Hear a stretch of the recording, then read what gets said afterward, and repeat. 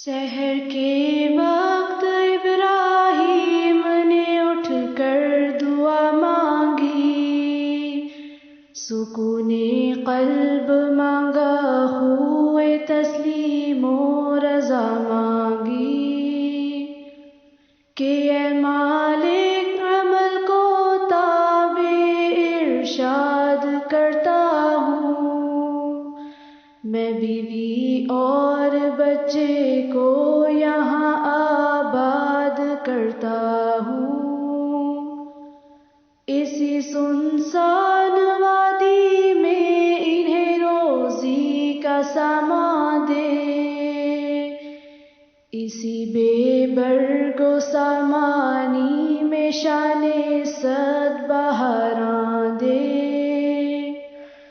الہی نسل اسماعیل بڑھ کر قوم ہو جائے، یہ قوم ایک روز پابند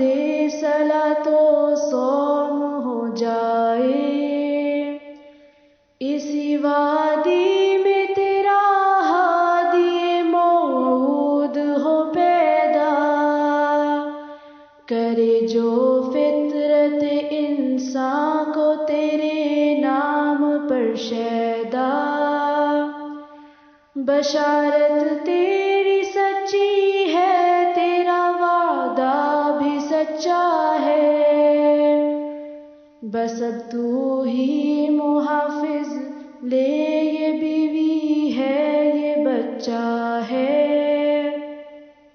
پیغمبر نے دعا کے بعد اس وادی سے رخ موڑا، جناب ہاجرہ کو اور بچے کو یہیں چھوڑا، جناب ہاجرہ بیٹھی تھی اس صحرائے وحشت میں، سنبھالے طفل علی شان کو آغوش الفت میں، یہاں صحرا ہی صحرا تھا، چٹانیں ہی چٹانیں تھی، جناب ہاجرہ یا ایک بچہ دو ہی جانیں تھی، نہ دانا تھا نہ پانی تھا، بھروسہ تھا فقط رب پر، بڑھی جب دھوپ کی گرمی تو جان آنے لگی لب پر، زمیں کا ذرہ ذرہ مہر کی صورت چمکتا تھا، بہت بے تاب تھی ماں، گود میں بچہ بلکتا تھا، آتش سے کرب و بے چینی جو دیکھی اپنے جائے میں، لٹایا خاک پر بچے کو ایک پتھر کے سائے میں، صفا و مروہ کی ہر سو تلاشِ آب میں دوڑی، بلند و پست پر فکر شیء نایاب میں دوڑی، کبھی اس سمت جاتی تھی کبھی اس سمت جاتی تھی، خیال آتا تھا بچے کا تو فوراً لوٹ آتی تھی، تڑپتے دیکھ کر بچے کو بڑھ جاتی تھی بےتابی،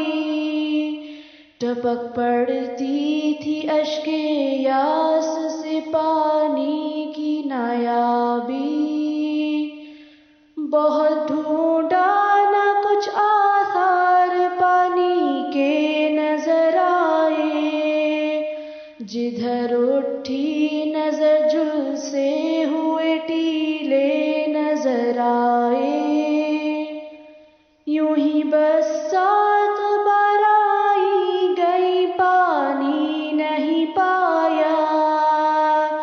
چٹانیں سرخ پائیں شعلہ آفری پایا.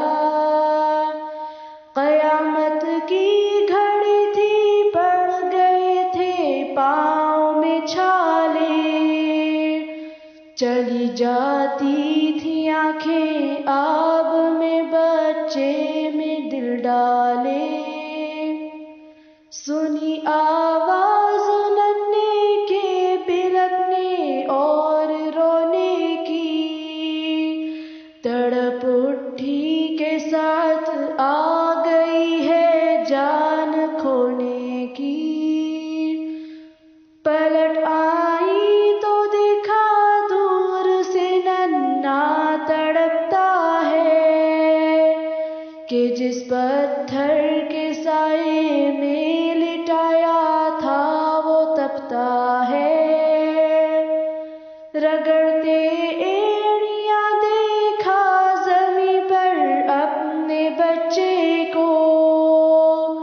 پکارا ہاجرہ نے کانپ کر اللہ سچے کو. قریب آئی تو پر کھولے ہوئے جبریل کو پایا، انگوٹھا چوستے سائے میں اسماعیل کو پایا. ٹھٹک کر رہ گئی ایک اور نظارہ نظر آیا، قریب